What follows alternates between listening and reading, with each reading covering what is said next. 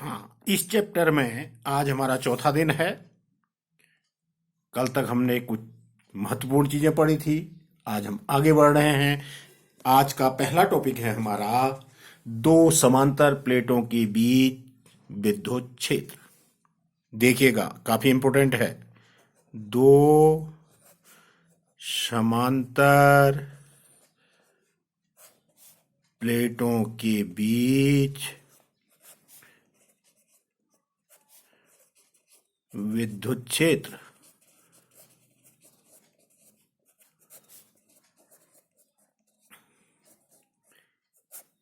Electric field between two parallel plates. Electric field,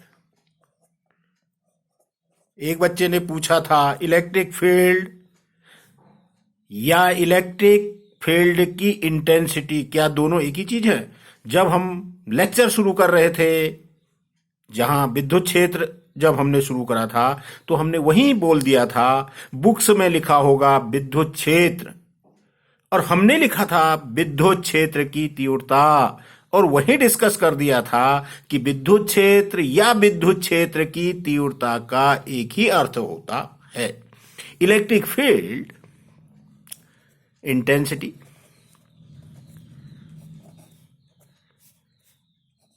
between two parallel plates.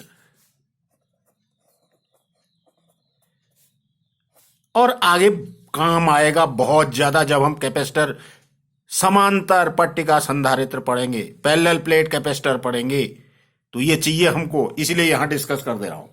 देखिएगा, हमारे पास दो समांतर प्लेटें हैं। एक प्लेट, ये दूसरी प्लेट। मैं केवल लाइन ड्रॉ कर रहा हूं समझाने के लिए। कैसे? ऐसे समझ लीजिए, कैसे दो प्लेट्स, ये मान लीजिए, ये देखिए दो पैरेलल प्लेट्स हैं।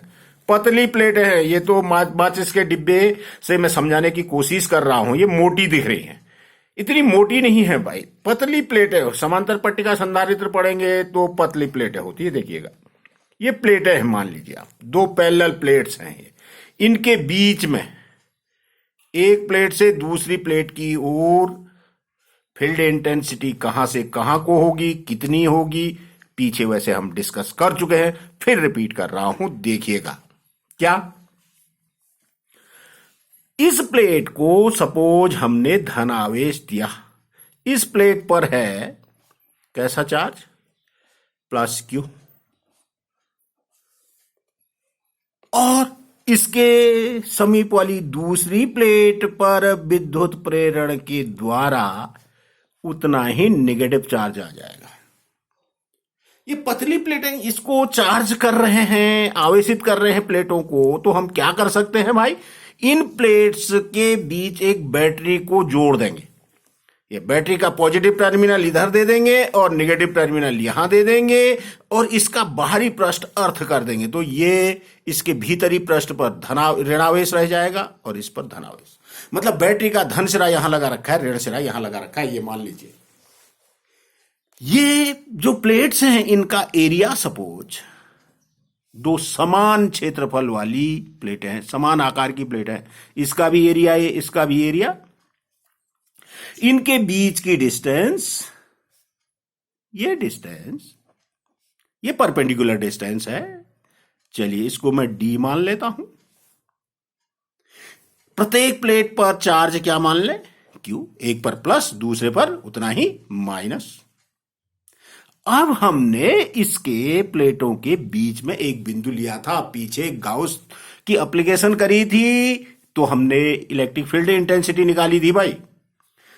चार एप्लीकेशंस थी गाउस थ्योरम की, चार एप्लीकेशंस हैं, चार के चार बहुत इंपॉर्टेंट एप्लीकेशंस हैं, और एग्जामिनेशन में आपसे कहा है कि एक एप्लीकेशन जरूर आती है। अब देखिएगा, एक पॉइंट है पी। इस पॉइंट पी पर इस ऋणावेशित प्लेट को एक क्षण के लिए छोड़ दीजिए। इस धनावेशित प्लेट के कारण यहां पर फील्ड इंटेंसिटी होगी, चलिए मैं E1 कह देता हूं। कितनी? सिग्मा अपॉन 2 एप्सिलॉन 0 या एप्सिलॉन नॉट के। पढ़ा है पीछे। अब इसकी डायरेक्शन कहां को होगी? डायरेक्शन होगी धन आवेश से उस बिंदु की ओर होती है भाई, इधर को। कहां को होगी electric field direction? From positive plate to the point. मतलब पॉजिटिव प्लेट से कहां को डायरेक्शन उसकी होगी? निगेटिव प्लेट की तरफ। इधर को होगी, इधर को, इधर को, E1 की डायरेक्शन। अब इस धन आवेशित प्लेट को छोड़िए, ऋण आवेशित प्लेट के कारण P बिंदु पर, इस बिंदु पर विद्युत क्षेत्र हो जाएगा। ठीक ऐसे ही सिग्मा अपॉन 2 एप्सिलॉन नॉट के, ये भी उतना ही। के मीडियम है, इसके बीच में क्या भरा हुआ है? के dielectric constant of the medium. अब इसकी डायरेक्शन, ऋण आवेश के कारण किसी बिंदु पर विद्युत क्षेत्र उस बिंदु से ऋण आवेश की तरफ होता है। इसका मतलब E2 की डायरेक्शन उधर को, E1 की भी उधर को, E1 की भी धन आवेशित प्लेट से ऋण आवेशित प्लेट की ओर और इस बिंदु पर, और E2 की डायरेक्शन भी इस बिंदु से उधर ही को। इसका मतलब विद्युत क्षेत्र की दिशा कहां को आ गई भाई? नेट विद्युत क्षेत्र निकालते हैं। E बराबर प्लेटों के बीच नेट विद्युत क्षेत्र E is equal to E1, दोनों both in the same direction. So E is equal to vector E1 plus vector E2। तो आ जाएगा, कितना आ गया? E इज इक्वल टू आ गया आपका सिग्मा अपॉन एप्सिलॉन नॉट के। ये पीछे पड़ा हुआ है, मोटी चादर के कारण भी इतना ही आया था। इसका मतलब इन प्लेटों के बीच प्रत्येक बिंदु पर, हर बिंदुओं पर, प्लेटों के बीच हर जगह क्या होगा? एक यूनिफॉर्म इलेक्ट्रिक फील्ड होगा। कहां से होगा भाई? उसकी डायरेक्शन धन आवेशित प्लेट से ऋण आवेशित प्लेट की ओर होगी। ये यूनिफॉर्म इलेक्ट्रिक फील्ड होता है भाई प्लेटों के बीच। ये ध्यान रखिएगा। अतः मैं लिख नहीं रहा हूं, आपको समझा रहा हूं केवल। अतः दो समांतर आवेशित प्लेटों। कैसी आवेशित प्लेट है? इक्वल एंड अपोजिट चार्जेज हो उन प्लेट्स पर, एक पर पॉजिटिव हो, दूसरे पर नेगेटिव। ये ध्यान रखना। दो समांतर आवेशित प्लेटों के बीच एक समान विद्युत क्षेत्र। कितना, कहां को हो जाएगा भाई विद्युत क्षेत्र? E इज इक्वल टू कितना होएगा? सिग्मा अपॉन एप्सिलॉन नॉट के। पीछे पढ़ चुके हैं, फिर रिपीट कर दिया मैंने। और E की दिशा मैं यहां पर लिख भी दे रहा हूं। E की दिशा प्लस Q से, प्लस Q का मतलब धन आवेश से आवेशित प्लेट। चलिए मैं लिख देता हूं, धन आवेशित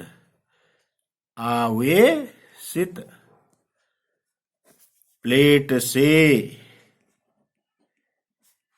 ऋण आवेशित प्लेट की ओर होती है। कल तक हमने 11 या 12 डेरिवेशन पढ़ चुके थे। चूंकि ये डेरिवेशन फर्स्ट चैप्टर में हम कर चुके हैं, इसलिए इसको मैं कोई नंबर नहीं दे रहा हूं। ध्यान रखिएगा आप। फाइनली एक लाइन हो गया। दो समांतर आवेशित प्लेटें हैं जिन पर आवेश एक दूसरे के, जिनके भीतरी पृष्ठों पर आवेश एक दूसरे के बराबर और विपरीत है। तो इन प्लेटों के बीच एक समान विद्युत क्षेत्र होगा धन आवेशित प्लेट से ऋण आवेशित प्लेट की ओर, और उसका मान होगा सिग्मा अपॉन एप्सिलॉन नॉट के। जब हमने ये पढ़ दिया तो दूसरी चीज आज हम पढ़ते हैं क्या? आवेशित प्लेटों के बीच ये जो पढ़ा अभी हमने। अच्छा, एक चीज और ध्यान रखिएगा, इसी में एक चीज और ध्यान रखिएगा। देखिए मान लें पोटेंशियल डिफरेंस कितना है इन प्लेट्स के बीच, पोटेंशियल डिफरेंस कितना मान लें, भी, कैपिटल भी। प्लेटों के बीच की डिस्टेंस डी, प्लेटों के बीच एक समान विद्युत क्षेत्र ई। तो इसको भी मैं यही कर दे रहा हूं, क्या, ई व भी में संबंध। वैसे पीछे पढ़ लिया है हमने, परंतु फिर हिंट कर दे रहा हूं, क्या, यदि दो प्लेटों के बीच विभवांतर भी हो, प्लेटों के बीच विद्युत क्षेत्र ई हो, प्लेटों के बीच की दूरी डी हो, तो क्या हो जाएगा भाई, V is equal to E into D, पीछे पढ़ लिया है। So E is equal to V upon D. ये ध्यान रखना, विद्युत क्षेत्र बराबर विद्युत विभवांतर बट्टा दूरी। जैसे पीछे पढ़ा था हमने, दो बिंदुओं के बीच विद्युत क्षेत्र और विद्युत विभवांतर में संबंध पढ़ा था, DV is equal to minus E D R पढ़ा था। सेम वही चीज है ये, कायदे से यहां केवल माइनस चिन्ह तो नहीं रखा है भाई। जो ये प्लेटों के बीच विद्युत क्षेत्र होगा, वो विद्युत क्षेत्र बराबर प्लेटों के बीच विभवांतर बट्टा प्लेटों के बीच की दूरी आ गई। ये देखिए, इसका भी हम बार बार यूज करेंगे, पढ़ लिया है, कई जगह पढ़ लिया है। आगे चलिए, अब हम प्लेटों के बीच आवेशित कण का संतुलन, प्लेटों के बीच, समांतर प्लेटों के बीच आवेशित कण का संतुलन देखिएगा भाई। ये फर्स्ट टॉपिक था हमारा, क्या, electric field intensity between two parallel plates. वो निकाल दी हमने, E is equal to sigma upon epsilon not के।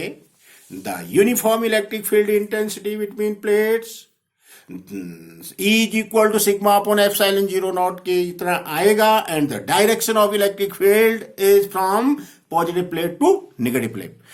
और दूसरी चीज हमने ये यहां पर फिर से रिपीट कर दिया कि प्लेटों के बीच विद्युत क्षेत्र की जो इलेक्ट्रिक फील्ड इंटेंसिटी होएगी, वो प्लेटों के बीच विद्युत विभवांतर बट्टा उनके बीच की दूरी। इसलिए पीछे जब हमने इलेक्ट्रिक फील्ड पढ़ा था, इलेक्ट्रिक फील्ड की डेफिनेशन ये थी, देखिए, E is equal to unit test positive charge पे जो फोर्स लग रहा था, इलेक्ट्रिक फोर्स, इससे ये था न्यूटन पर कूलाम। इसी को हमने वोल्ट पर मीटर भी कहा था। देखो, जब हमने यूनिट पढ़ा था, न्यूटन पर कूलाम और वोल्ट लिखा था, वोल्ट नहीं, सॉरी, वोल्ट पर मीटर।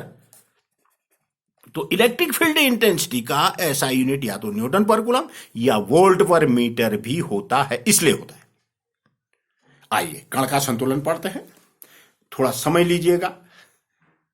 क्या, मैं दो डायग्राम बना रहा हूं। नंबर 1, चलिए, एक प्लेट,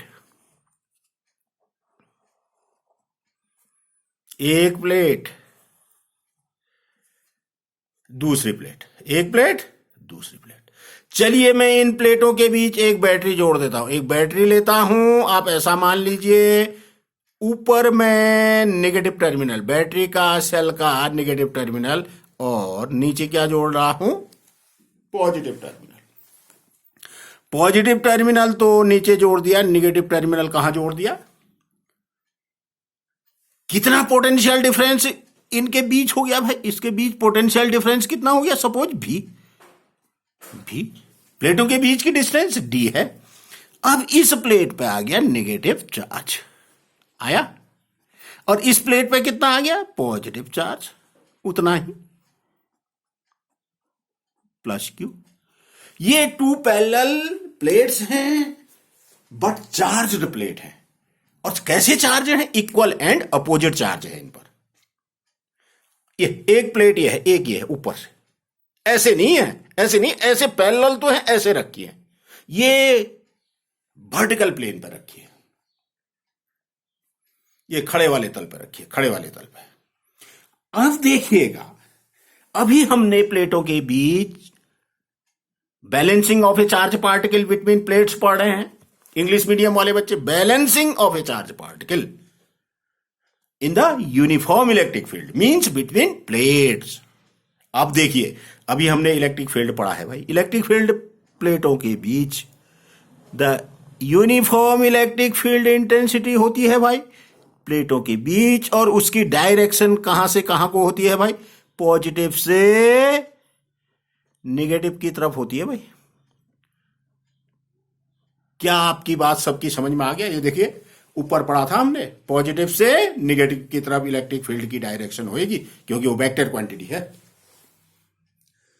अब हम क्या कर रहे हैं, इस यूनिफॉर्म इलेक्ट्रिक फील्ड ई में एक चार्ज पार्टिकल को रख दे। कैसा चार्ज पार्टिकल रखें भाई? मैं यहां पर positive charge part plus Q को रख दिया मैंने। यहां पर प्लस क्यू क्यों रखा, माइनस क्यू नहीं रखा? सुनिएगा,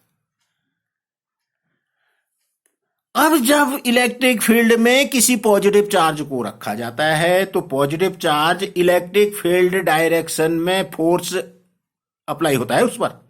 इस पॉजिटिव चार्ज पार्टिकल पे इलेक्ट्रिक फोर्स कहां को, एफ ई, कहां को लगेगा? ऊपर की तरफ, ऊपर वाली प्लेट की तरफ। और इस चार्ज पार्टिकल का जो वेट होगा वो कहां को काम करेगा? नीचे को। क्या सबकी समझ में आ गया होगा भाई? एक आवेशित कण है, आवेशित कण का आवेश है Q। चलिए मैं लिख रहा हूं, आवेश क्या ले लें? Q। मास क्या ले लें? M। कहां रखा है? प्लेट्स के बीच यूनिफॉर्म इलेक्ट्रिक फील्ड E में। तो इस पर दो बल लगेंगे। पहला बल, इस धन आवेशित कण पर विद्युत बल Fe लिख रहा हूं मैं यहां पर, Fe is equal to Q into E। कहां को लगेगा? ऊपर की ओर, अपवर्ड डायरेक्शन, ऋण प्लेट की ओर। और कण का भार W बराबर mg कहां को लगेगा? नीचे की ओर। G acceleration due to gravity है भाई, M mass of the charge particle है। अब संतुलन के लिए मैं लिख रहा हूं, संतुलन की अवस्था में, संतुलन की अवस्था में, किसके संतुलन की अवस्था में? पॉजिटिव चार्ज पार्टिकल के संतुलन की अवस्था में। These both force are equal and opposite. Opposite तो दिखा रखा है हमने, देख रही है डायग्राम में, दिख रहा है आपको, equal and opposite. So W is equal to F E. Question आएंगे इससे तो इससे कर लोगे। W मीन्स mg और एफ ई का मतलब Q इंटू ई। माना E नहीं दिया है आपको, V और D दिया है, प्लेटों के बीच विभवांतर दिया है, D दिया है, तो E is equal to V upon D भी तो पढ़ा है हमने, तो इससे कर लोगे। सबकी बात समझ में आ गया होगा? ये पॉजिटिव चार्ज पार्टिकल के संतुलन की स्थिति है। अब निगेटिव चार्ज पार्टिकल की भी संतुलन की स्थिति देखते हैं। देखिए, ठीक ऐसे ही एक प्लेट, उसी के पैरेलल दूसरी प्लेट। अब मैं नीचे वाली प्लेट को नेगेटिव बैटरीज के नेगेटिव टर्मिनल से जोड़ता हूं, ऊपर वाले को पॉजिटिव टर्मिनल से जोड़ता हूं। अब देखो, इलेक्ट्रिक फील्ड की डायरेक्शन चेंज होगी भाई। धन आवेशित प्लेट से कहां की ओर हो जाएगी? ऋण आवेशित प्लेट की ओर। फील्ड डायरेक्शन अब नीचे वाली प्लेट की ओर हो गया भाई, ऐसे नीचे की ओर हो गया। इलेक्ट्रिक फील्ड इंटेंसिटी कहां की ओर होगी? अब धनावेशित प्लेट से ऋणावेशित प्लेट की ओर, नीचे की ओर। ये प्लस क्यू का संतुलन है ये।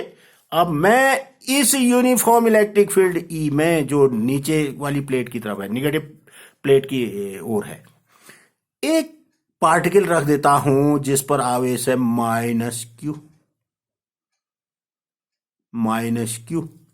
तो इस माइनस क्यू पर,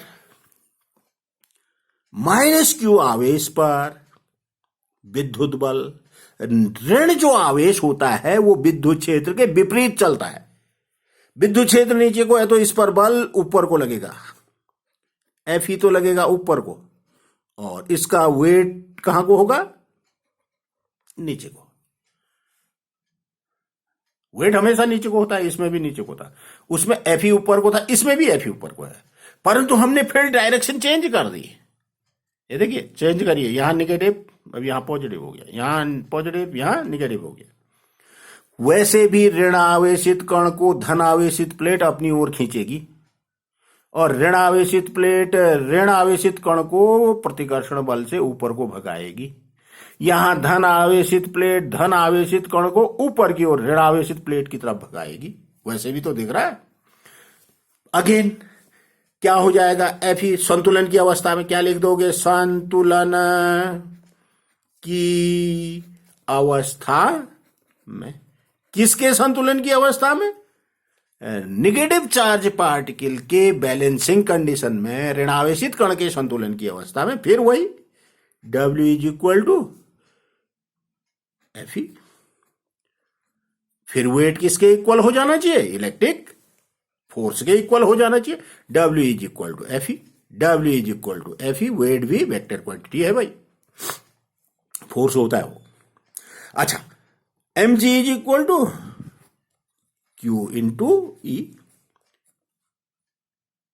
E का मान V अपॉन D, V प्लेटों के बीच पोटेंशियल डिफरेंस और D प्लेटों के बीच के डिस्टेंस। फिर वही हो जाएगा भाई। तो तीन चीजें होगी। आगे बढ़ते हैं, क्योंकि हमको अब क्या पढ़ना है? कैपेसिटेंस में आना है। तो आगे बढ़ते हैं, देखिएगा। फिर से मैं कुछ बेसिक चीजों में आ रहा हूं भाई। जैसे पदार्थों को अकॉर्डिंग टू कंडक्टिविटी पढ़े तो हम तीन श्रेणियों में, क्या? एक तो होते हैं कंडक्टर, और दूसरे होते हैं इंसुलेटर,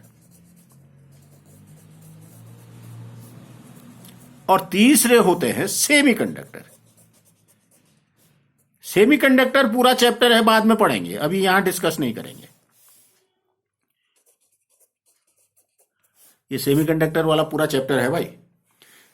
कंडक्टर का मतलब चालक, चालक पदार्थ हुए एक, दूसरे हुए अर्धचालक, अर्धचालक, और तीसरे हुए कुचालक, कुचालक। और ये चालकों और कुचालकों के बीच की श्रेणी है अर्धचालक। क्या हमने ये पढ़ा हुआ है? अब देखिए, इन कुचालकों को कहते हैं विद्युत रोधी भी कहते हैं। मतलब इनसे होकर के इलेक्ट्रिसिटी फ्लो नहीं कर सकती है, ठीक है? इनसे होकर के इलेक्ट्रिसिटी इजिली फ्लो करती है, और ये बीच की श्रेणी होगी। अब सुनिएगा, ये जिक्र मैं क्यों कर रहा हूं आपके पास? इसलिए कर रहा हूं कि हम मुक्त इलेक्ट्रॉनों के बारे में थोड़ा डिस्कस कर लेते हैं। देखिए, कोई एटम होता है, कोई एटम है, उसके अंदर बहुत सूक्ष्म, रदरफोर्ड वगैरह मॉडल पढ़ेंगे, बाद में इस पर डिस्कस करेंगे। इसके अंदर होता है न्यूक्लियस। न्यूक्लियस पे होता है पॉजिटिव चार्ज। क्यों? क्योंकि किसी परमाणु के नाभिक में क्या रहते हैं? प्रोटॉन और न्यूट्रॉन रहते हैं, और इलेक्ट्रॉन क्या करते हैं? ऑर्बिट्स के अराउंड निश्चित ऊर्जा वाली कक्षाओं में, विभिन्न निश्चित ऊर्जा वाली कक्षाओं में इलेक्ट्रॉन रोटेट करते हैं। समझिएगा।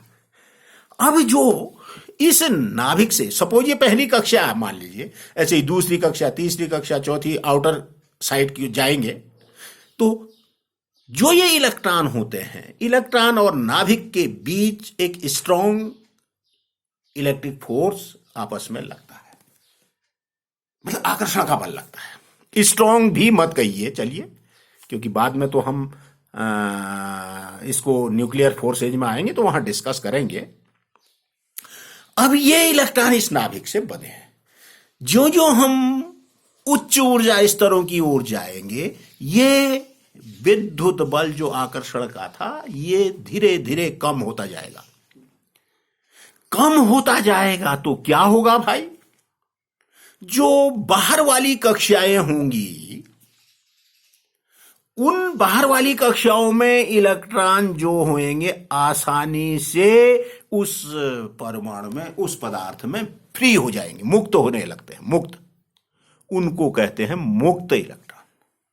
मुक्त इलेक्ट्रॉन किसी चालक की सतह में गति करने के लिए स्वतंत्र होते हैं, फ्री होते हैं। The free electrons are free to move inside a metal. Free electron हो गए। और बाउंड इलेक्ट्रॉन क्या होते हैं? वो न्यूक्लियस से बंधे रहते हैं, वो एकदम फ्री नहीं हो सकते भाई। जो आउटर ऑर्बिट्स पे इलेक्ट्रॉन होंगे वही फ्री होंगे। ये तो कहानी होगी चालक की। चालकों में मुक्त इलेक्ट्रॉनों का कंसेप्ट आएगा जब हमने चार्ज पढ़ा था, जब इलेक्ट्रॉन की डिस्कवरी हुई। फिर रिपीट कर रहा हूं, सुनिए। 1896-97 में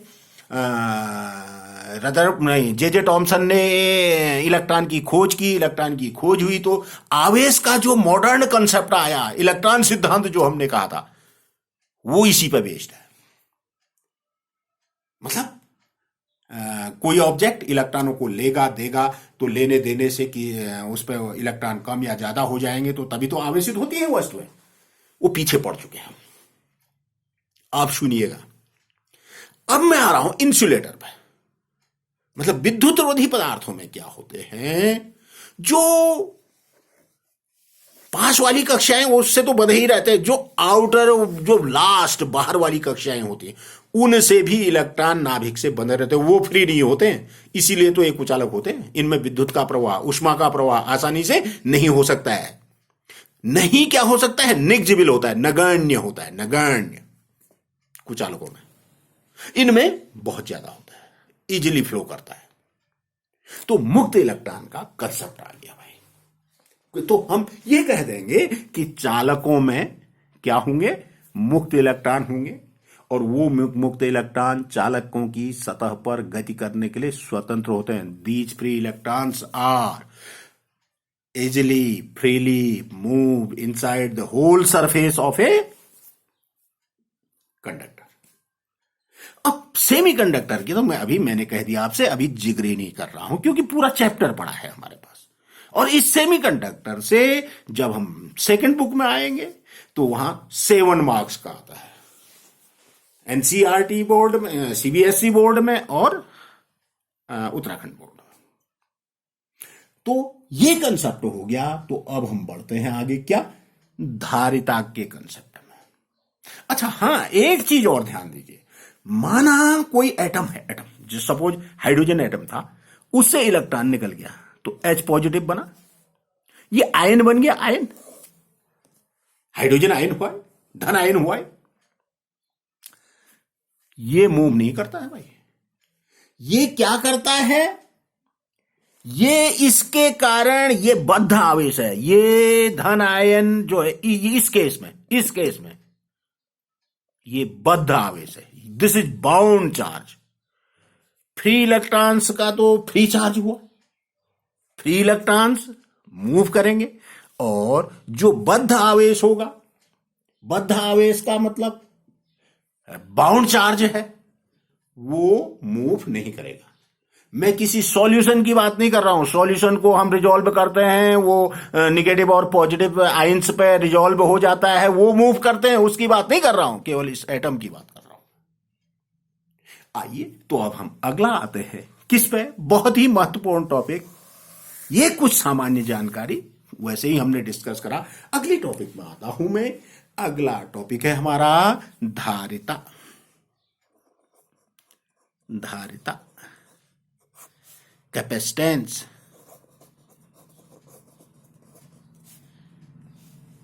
CAPACITANCE।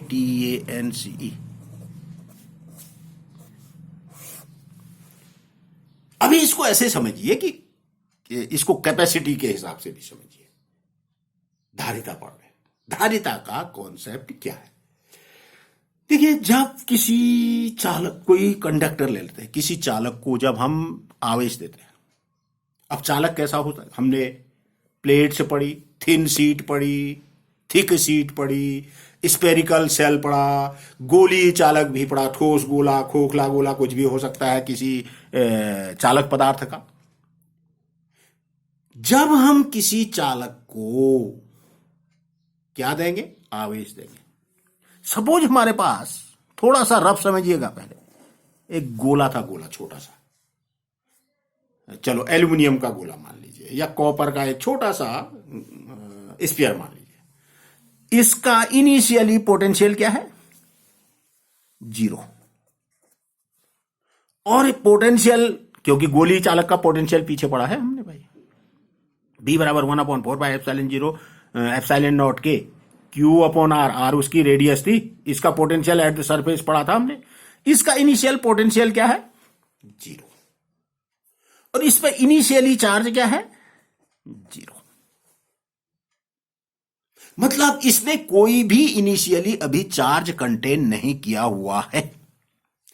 अब हम धीरे धीरे इसका पोटेंशियल बढ़ाते हैं भाई, क्या कर देते हैं, 0 to V कर देते हैं, तो ये स्फीयर पे चार्ज आना शुरू हो जाएगा।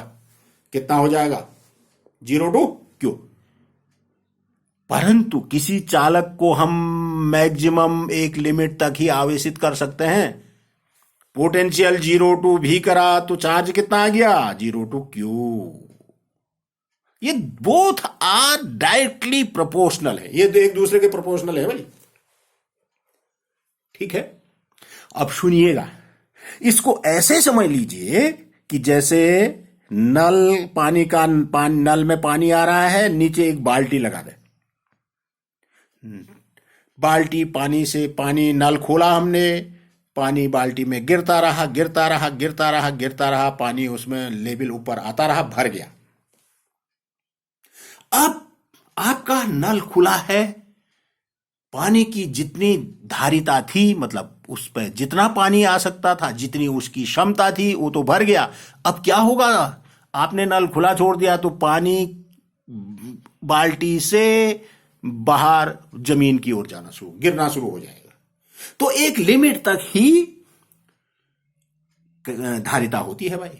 10 लीटर की बाल्टी है तो उसमें 10 लीटर ही पानी आएगा। उसके बाद आप नल खुला छोड़ दिए, खुले नल के नीचे 10 लीटर भर गया बाल्टी में, शेष पानी तो उसमें गिरता जा रहा है, परंतु वो कहां चले जाएगा, पृथ्वी में चला जाएगा, गिर जाएगा, बाहर हो जाएगा। ठीक ऐसा ही इसका कंसेप्ट है। जब भी हम किसी चालक को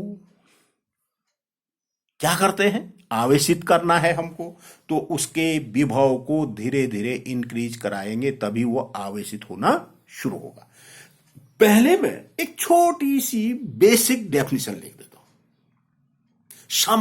सामान्य परिभाषा उसको कहेंगे। क्या, किसी चालक द्वारा, मैं बिल्कुल एक लाइन की, ये समझ में आ गया होगा आप लोगों के, किसी चालक द्वारा आवेश को ग्रहण करने की क्षमता को उसकी धारिता कहते हैं। आज चौथा दिन है भाई, समझ के करिएगा, बहुत इंपोर्टेंट चैप्टर है ये। देखो, बेसिक चीजें आपकी क्लियर होनी चाहिए। जो फर्स्ट यूनिट पढ़ रहे हैं, 15 to 16 मार्क्स कम से कम इसमें आना है।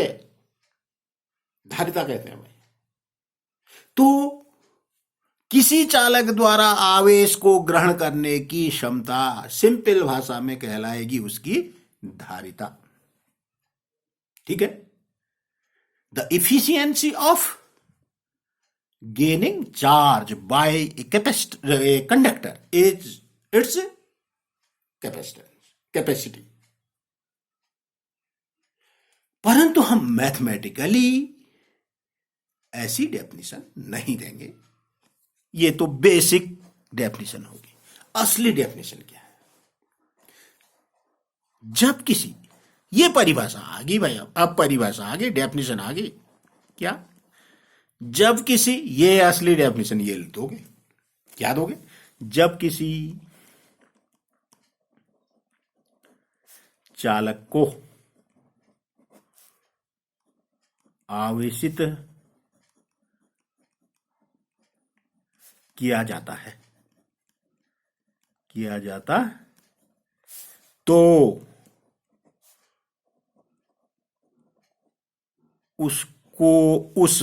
उसमें उपस्थित आवेश, चलो क्यों कह देते हैं, उसके विभव या विभवांतर जो कहना चाहे, उसके विभव के समानुपाती होता है। क्या होता है भाई? विभव के समानुपाती होता है। मतलब उसके विभव में कितनी वृद्धि करी उसके प्रोपोर्शनल होता है। किसी चालक को आवेशित किया जाता है तो उसमें जो आवेश उपस्थित होगा, उस आवेश की मात्रा जो होगी, उसको जो विभव देंगे, उसके विभव में जो वृद्धि करेंगे, उसके समानुपाती होगा। किसी चालक को दिया गया आवेश उसके विभव के समानुपाती होता है। सीधे ऐसे करते हुए अपनी भाषा में लिखेंगे आप। सो अतः Q इज प्रोपोर्शनल V। बस ये, अब देखो धारिता हम पढ़ रहे हैं, कैपेसिटेंस पढ़ रहे हैं, तो ये सेंटेंस याद रखना है आपको। Q इज प्रोपोर्शनल V, आवेश विभव के समानुपाती, वृद्धि के या विभव के समानुपाती होता है। Q is proportional V, Q is equal to, एक कांस्टेंट आएगा, C से डिनोट करते हैं उसको, C भी। So C is equal to Q upon V। ये अगला नंबर आ गया। माना 12 चीजें हमने पिछले तक पढ़ दी, तो ये 13वीं चीज आ गई। बाद में समरी करेंगे पूरे चैप्टर की। C is equal to Q upon. अब इससे ये मैथमेटिकल डेफिनेशन दो, क्या? Q इज इक्वल टू परिभाषा। भाई परिभाषा देने के लिए हम ऐसा करा हमने, ठीक है? परिभाषा देने के लिए इससे हम डेफिनेशन देंगे। Q is equal to 1 coulomb, अब V is equal to 1 volt, then C is equal to 1 आएगा, इसका unit coulomb per volt, coulomb per volt आएगा। तो क्या कर देंगे? किसी चालक के विभव में 1 वोल्ट की वृद्धि करने पर उसमें जितना आवेश संचित हो जाता है। Q इज इक्वल टू, ये तो 1 फेरेड की डेफिनेशन आ रही है। अभी आप ऐसा भी नहीं करोगे। क्या करोगे? परिभाषा में लिख रहा हूं, इसको अभी छोड़िए। ये असली मैथमेटिकल डेफिनेशन होगी भाई। अतः किसी चालक के विभव में एकांक वृद्धि करने पर, वृद्धि करने पर उसमें जितना आवेश संचित हो जाता है, उसे उसकी, मतलब उस चालक की, उसकी धारिता कहते हैं।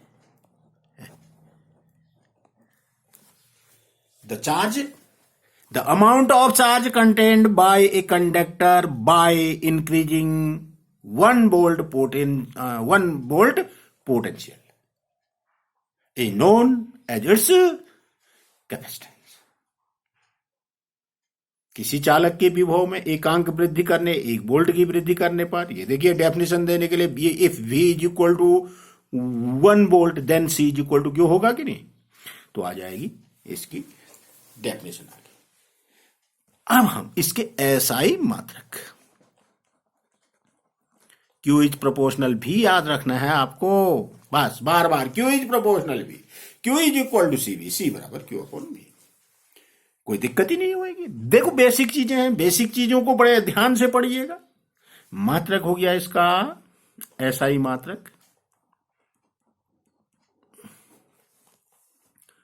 कूलम पर वोल्ट, कूलम प्रति वोल्ट। कूलम प्रति वोल्ट को कहते हैं भाई फेरेड। क्या कहते हैं इसको? फेरेड, या फेरेड लिख रहा हूं मैं, FARAD, farad, FA, coulomb per volt means farad. 1 farad is equal to 1 farad is equal to 1 coulomb per volt. ये याद रखिएगा, ऐसा यूनिट हो गया इसका, कूलम पर वोल्ट या फेरेड। अब देखिए, 1 फेरेड की डेफिनेशन दे देते हैं। देखो मैं लिख नहीं रहा हूं, आप यह कर लेना भाई। यदि किसी चालक के विभव में 1 वोल्ट की वृद्धि करने की जाती है, 1 वोल्ट की वृद्धि करने पर यदि उसमें 1 कूलम का आवेश आ जाता है तो उसकी धारिता हुई 1 कूलम पर वोल्ट, 1 फेरेड। 1 फेरेड की डेफिनेशन। अच्छा, फेरेड को, हाँ एक बात ध्यान रखना, ऐसे F से दिखाएंगे। बहुत बड़ा मात्रक, ऐसा ही मात्रक तो है, उसको F से दिखाएंगे। स्केलर क्वांटिटी, हाँ ये याद रखना, यह अदिश राशि है। कैसी राशि है? अदिश राशि है भाई, scalar quantity, it is a scalar quantity. और आगे बढ़ते हैं, देखिएगा। देखो भाई, मात्रक आ गया हमारा क्या? C is equal to Q upon V से हमारा मात्रक आ गया कूलम पर वोल्ट, और इसी को क्या कह रहे हैं? फेरेड, कूलम पर वोल्ट या फेरेड। और हमने 1 फेरेड की डेफिनेशन भी दे दी, और ये स्केलर क्वांटिटी है। अब इसकी डायमेंशन भी निकाल देते हैं भाई। देखो नई चीज है, बीमा भी निकाल दीजिए। देखिए क्या होती है बीमा, फार्मूले से ही निकले। कूलम, डायमेंशन निकालना है, कूलम पहले, डायमेंशन का मतलब unit coulomb upon volt, volt का मतलब होता है V बराबर W upon V is equal to W upon Q, पड़ा है पीछे, joule per coulomb, joule per coulomb, per coulomb, तो ऊपर जाएगा कूलम स्क्वायर। अब देखिएगा, डायमेंशन लिख रहा हूं, कूलम का मतलब एम्पियर सेकंड होता है, Q बराबर IT पड़ा हुआ है आपने पीछे, एम्पियर सेकंड, उसका स्क्वायर अपॉन जूल हो गया। एम्पियर स्क्वायर सेकंड स्क्वायर पर जूल आ गया है, आप रख दीजिए। फिर एम्पियर A की पावर 2, T की पावर 2 ऊपर हो गया, और नीचे जूल का मतलब किलोग्राम मीटर स्क्वायर पर सेकंड स्क्वायर होता है, mL/T-2। सबको अरेंज करके एक साथ लिख दीजिए, m की पावर -1, l की पावर -2, t की पावर, ये 4 हो गया भाई, t की पावर 4, और a की पावर 2। ऐसा आ जाएगा। कहीं मेरे से मिसिंग हो रहा है तो ठीक कर लीजिएगा, क्योंकि मैं भी एक मानव हूं भाई, कहीं त्रुटि होंगी लिखने में, ये मत कहिएगा कि सर ने गलत पढ़ा दिया। हाँ, m की पावर -1, l की पावर -2, T4 A 2 डायमेंशन हो गया। नाउ और आगे बढ़ते हैं भाई, कैपेसिटेंस हो गया, धारिता का कॉन्सेप्ट आ गया हमारे पास। धारिता का मतलब हुआ आवेश को धारण करने की क्षमता। सिंपल भाषा में यह लिख दे रहा हूं, आवेश को धारण करने की क्षमता धारिता कहलाएगी। बेसिक सी चीज है, किसी चालक के द्वारा आवेश को धारण करने की क्षमता, ग्रहण करने की क्षमता क्या कहलाएगी? धारिता। अब हम आ जाते हैं विलगित, आइसोलेटेड, विलगित गोलीय चालक की धारिता निकाल देते हैं। देखिए, विलगित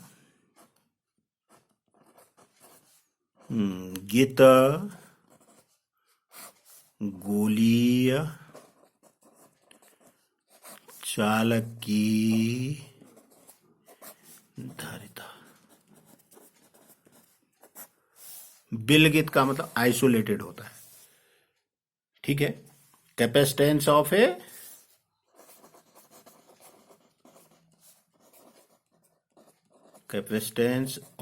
ए आइसोलेटेड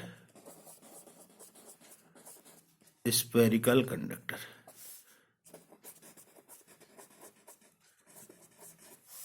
कंडक्टर लिख लीजिएगा, capacitance of A isolated spherical conductor. सुनिएगा भाई, जरा ध्यान से सुनिए। एक गोलीय कोश है या ठोस गोला है किसी धातु का, औरों से बिल्कुल ये कोई लेना देना नहीं, आइसोलेट है, सेपरेट है बिल्कुल।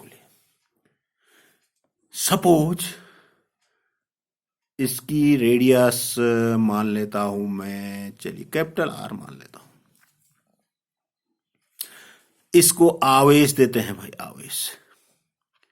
जब किसी गोलीय चालक को आवेश दिया जाता है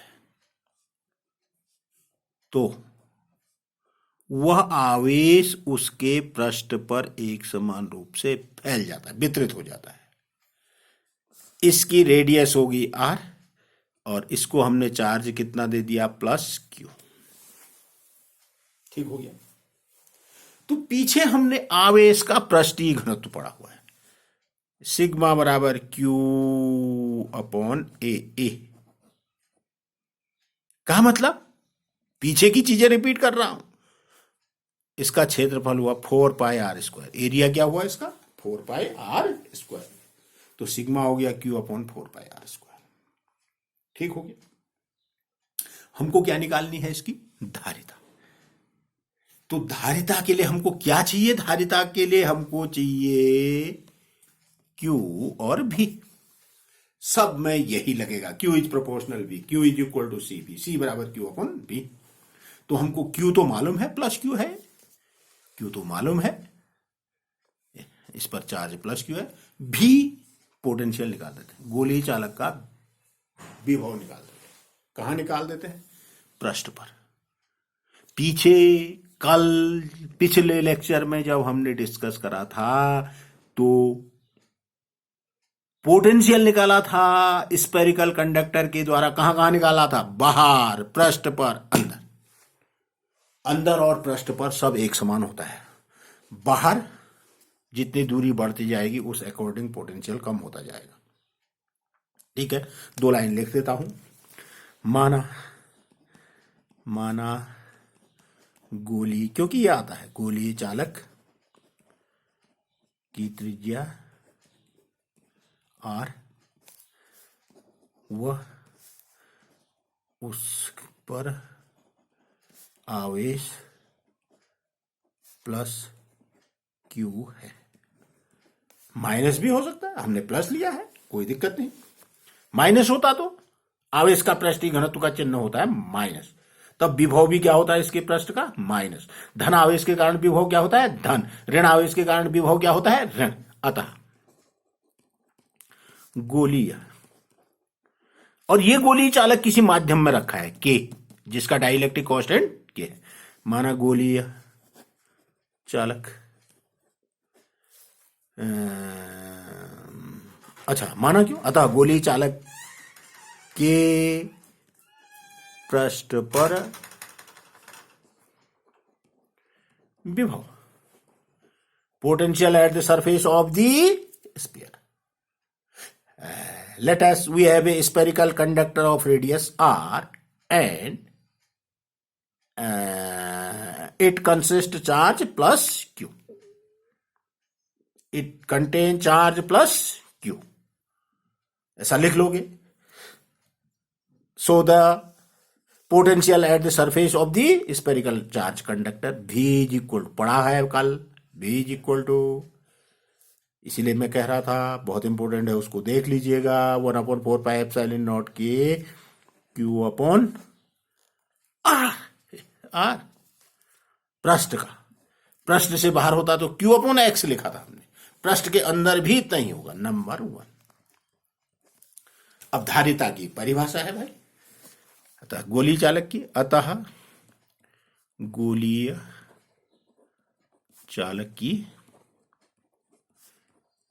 धारिता कितनी होगी भाई, C is equal to Q upon V होता है। तो C is equal to Q को क्यों ही V है, Q अपॉन 4πε0 के इंटू R, ये ऊपर चले जाएगा। तो C इज इक्वल टू 4πε0 के R, तो C इज इक्वल टू 4πε0 के, ये अगली चीज आ गई। वो 12वीं थी C is equal to Q upon V, तो ये 13वीं आ गई।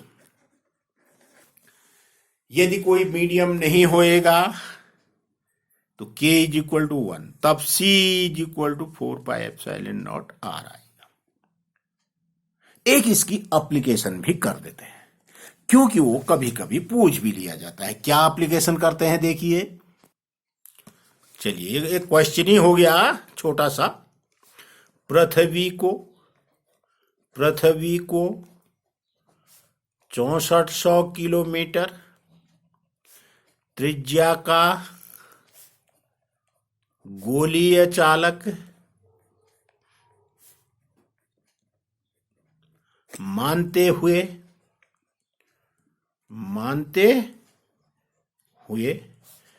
उसकी धारिता ज्ञात कीजिए, उसकी धारिता निकालिए, धारिता ज्ञात कीजिए। ये क्वेश्चन हो गया भाई, मतलब गोली चालक की धारिता के लिए हमने सूत्र निकाला है। तो एक अब उसकी एप्लीकेशन कर ले रहे हैं। देखो अर्थ जो है, पृथ्वी जो है, बहुत बड़ा चालक है भाई, इससे बड़ा कंडक्टर कोई नहीं हो सकता है?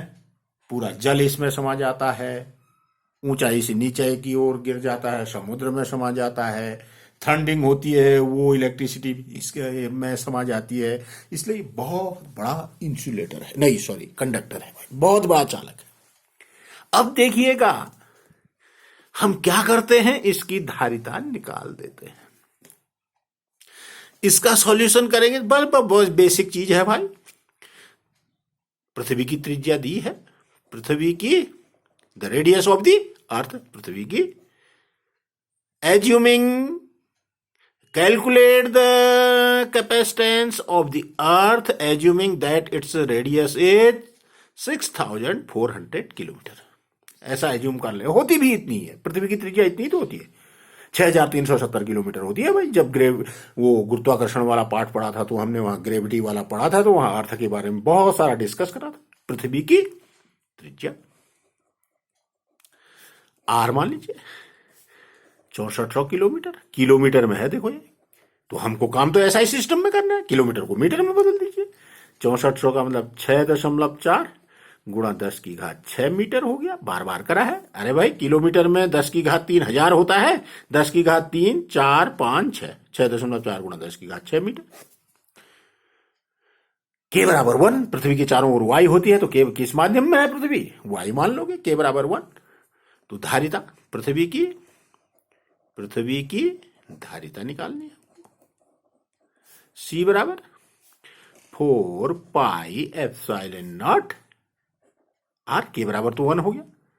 अच्छा ε0 हमने पढ़ा है पीछे, this is the permittivity of free space, वायु की विद्युतशीलता ये है 8.858486 ऐसा होती है, इंटू 10⁻⁻12 क्या, कूलम स्क्वायर पर न्यूटन मीटर स्क्वायर।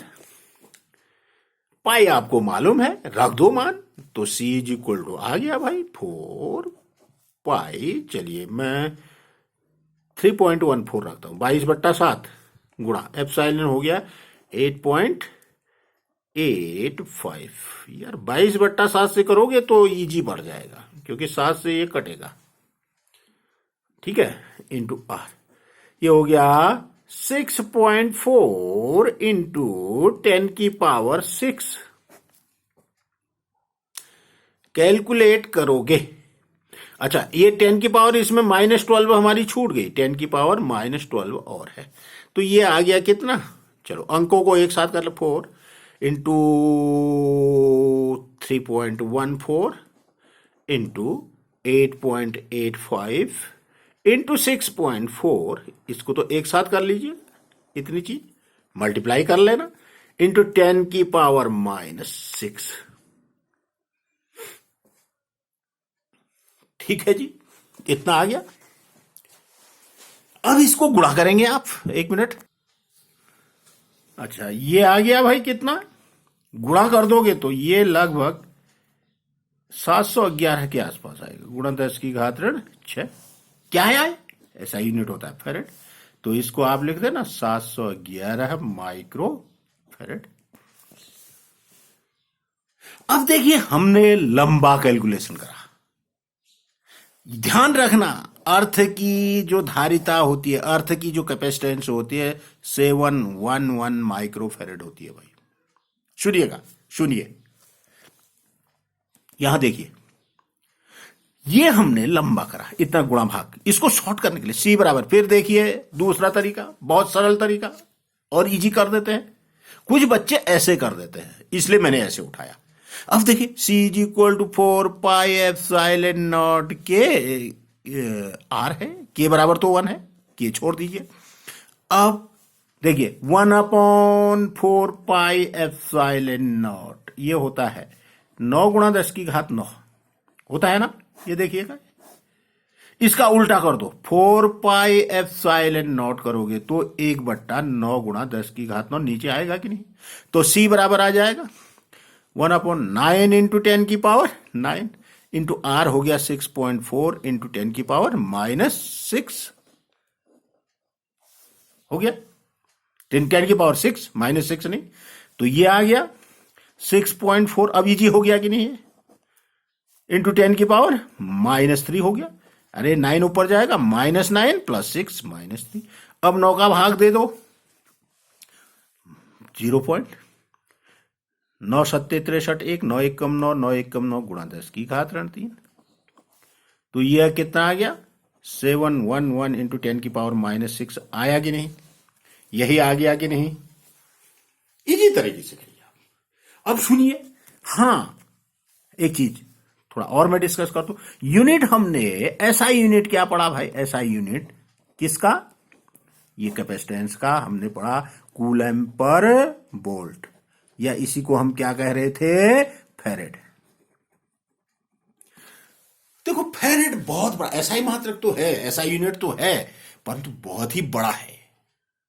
फेरेड में कैपेसिटर की कैपेसिटेंस होती ही नहीं है, वो होती है माइक्रो में, नैनो में, पिको में, ऐसे।